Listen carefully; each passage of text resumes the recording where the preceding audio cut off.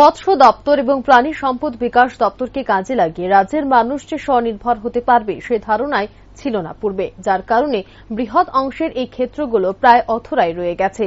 সেই সমস্ত ক্ষেত্রগুলোকে কাজে লাগিয়ে সাধারণ মানুষকে আর্থিকভাবে স্বনির্ভর গড়ে তোলার প্রক্রিয়ায় এগিয়ে চলছে বক্তা প্রাণী সম্পদ বিকাশ দপ্তর তথা মৎস্য দপ্তরের মন্ত্রী সুধাংশু দাস। মঙ্গলবার মৎস্য দপ্তরের উদ্যোগে পালন করা হয় 23তম জাতীয় মৎস্য চাষী দিবস। ফটিকরায় নজরুল কলাক্ষেত্রে আয়োজিত এই অনুষ্ঠানে প্রধান অতিথি হিসেবে উপস্থিত ছিলেন প্রাণী সম্পদ বিকাশ দপ্তর তথা মৎস্যমন্ত্রী সুধাংশু দাস। এই মৎস্য চাষী দিবস উদযাপন উপলক্ষে এদিন এক কর্মশালার আয়োজন করা হয়।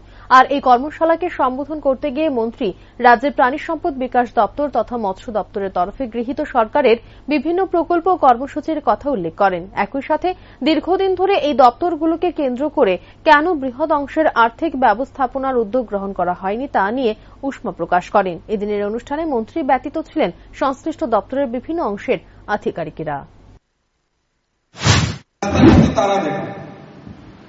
ARDD department, fishery department, agriculture department একটা সময় এটা এগ্রি অ্যালাইড ছিল, বর্তমানে এটা সেপারেট হয়ে গেছে। যদিও এই এগ্রি অ্যালাইড ডিপার্টমেন্ট সেক্টরকে কাজে লাগিয়ে ত্রিপুরা রাজ্যের গ্রামীণ মানুষের অর্থনৈতিক সামাজিক উন্নয়ন করা যেতে পারে, কিন্তু তার জন্য যে পরিমাণের এফোর্টস আমাদের প্রয়োজন ছিল, যে পরিমাণের সাপোর্ট আমাদের প্রয়োজন ছিল, কোথাও আমার মনে হচ্ছে সেখানে কিছুটা ঘাটতি ছিল, যার কারণে আমরা এতটা পেছনে আছি।